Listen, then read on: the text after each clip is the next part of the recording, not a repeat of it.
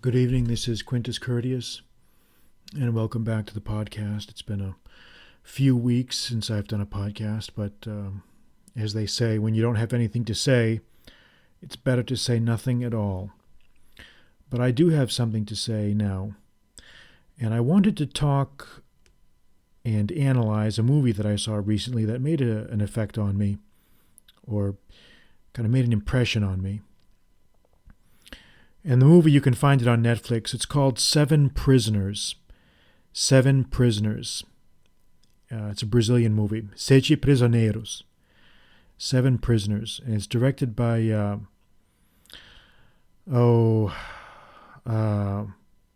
Alexandre, something, I can't remember what his last name is. Alexandre, I can't remember, but it doesn't matter. It just came. It was just released this year, 2021, and it's a very, very good movie. And I want to talk a little bit about it and why I think it illustrates some of the things that we've talked about in the past, some of the themes that we've dealt with or dwelled on. So you can think about them. This is the general plot of the movie. The movie is basically about. It centers on a young man named Matheus, who is basically a caipira, like a hick, a guy from the countryside in Brazil. And he is in a state of poverty like many of his friends, his family. His mother works long hours to make ends meet. But as always, the cost of living always seems to eat up all of her earnings. So he's kind of in a dead-end situation there, and suddenly there's some recruiter that shows up at his house. And this man offers to take him and some other young men in his village to Sao Paolo,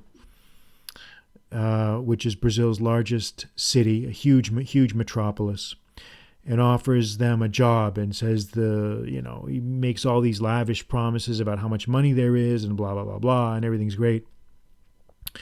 So, as often happens in these situations, these guys think they have a contract, and they get in a van, and they're driven to Sao Paulo for a few hours it takes to get there, and they find they're working in a junkyard, and basically the job is to separate copper wire from old scrap cars and to recycle it. But they quickly find out that things are not exactly what they appear. This young man, Matheus, seems to be the natural leader of the group. He's intelligent, he's inquisitive, he's ambitious. And the overseer of the junkyard, a guy named Luca, Luca, can sense this. But the young men there, and I think they're about 17, 18, 19. These are really young guys. But they're adults basically, but they're young. And they quickly find out that things are not what they appear, that they're basically under the power of this slave driver, basically. I mean, when they enter the junkyard, they have to stay there, they have to sleep there. There's a ratty, disgusting set of bunk beds where they have to live. They have to depend on him for their food. They literally cannot leave the premises. There's like barbed wire over the junkyard walls. There's a locked, huge iron gate. They can't leave. So this is like modern slavery. Really, really disturbing stuff. But, this type of stuff happens. It happens. It happens around the world still. When people have no power, no money, no negotiating position, they fall victim to these types of scams. And this guy Luca basically tells them all, hey, you owe me. You have to work off your debt. I paid to bring you here, to drive you here for your food, your gloves that you have to use for the work here, and all this, the typical pretext stuff. So basically, what they thought they were going to be earning money and able to send it back home, but what they find out is that they're stuck there, and they're slaves, and they're basically never going to be let go. It's one of those situations where you can never work off your quote debt. Your alleged debt. So it's a terrible, terrible situation. And what you expect to see, what I was expecting to see when I was watching this movie, that I was expecting sort of a generic thriller type, escape tale of escape. Maybe that this guy, and they do try to escape several times, but they're always ruthlessly physically punished and beaten down. But what I was expecting to see was that there would be some sort of retribution, that this guy, Matheus, and his friends would escape, and they would somehow bring a sense of justice to the picture. But what makes this movie so great and so disturbing and so profound in many ways is that doesn't happen. It doesn't happen. Instead, what you see is something very, very different. What you see is that this boss, Luca, he's connected to the criminal underworld. He has connections with the police. He has connections with other sort of human traffickers in the city. And he senses that this young kid, Matheus, is ambitious. And he uses that. He uses that to kind of seduce him. And through a lot of these sort of short conversations they have, they kind of feel each other out. And you get the sense that they basically form a sort of a grudging respect for each other. And even though in many ways, Matheus hates this guy, he's ambitious and he wants money. And Luca senses this, and he holds out the prospect of advancement to this young kid. And he basically says, he basically begins to train him as a junior overseer of these other guys. So these other kids who thought that Matheus was a comrade, a friend, suddenly realize, they suddenly wake up one morning and find out that he's basically now an instrument of the slave driver because of his ambition. And from there, the slide into moral oblivion continues for this guy, Matheus.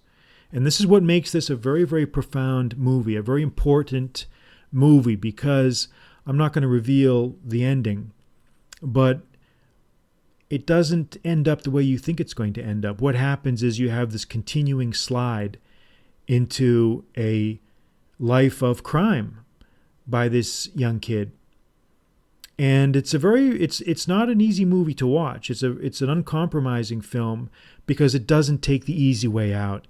It doesn't present us things in a nice package. It doesn't say that everything's going to work out great. It doesn't say that truth and justice triumph.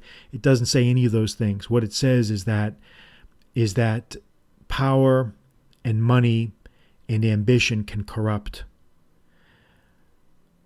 And the desire for these things can make even good people do things they might not otherwise do.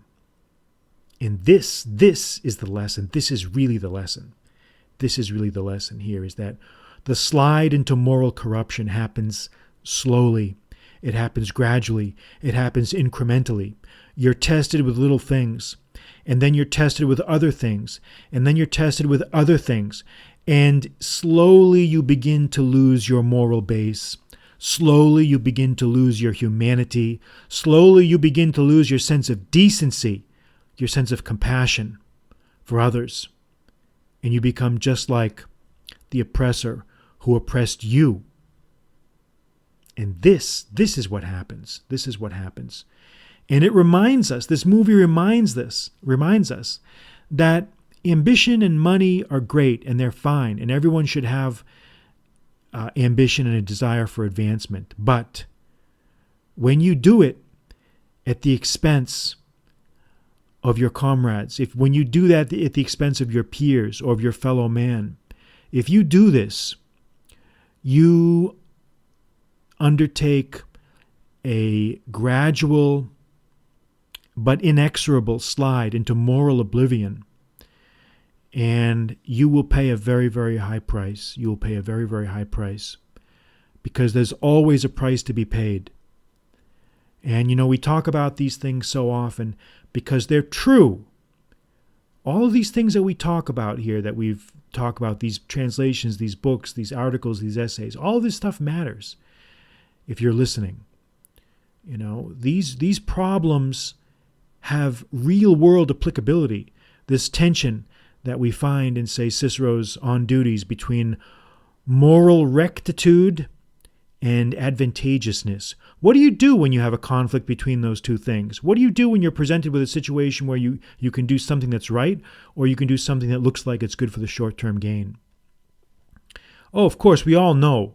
We all know what we think our answer would be. But how many of us are really prepared to do that in the real world? How many of us are really prepared to believe what we say and to actually practice it? And how many of us really believe that these moral problems have real world applicability day in, day out, every single day? They do. Believe me, they do. You may not see it now, but I'm 53 years old now, and I'm not very old, but I guess I'm kind of getting up there, I suppose. And you see things after a while. You begin to see things, you begin to see patterns, you begin to see situations arise over and over again. And you will find out that, it's like that scene in Wall Street where Lou puts his arm around Bud, the Charlie Sheen character, and says, Bud, you can't get a little bit pregnant. Either you're on the side of right or you're not. Either you're doing the right thing or you're not doing the right thing. Because once you go down that road, man, there's no turning back. There's no recovery.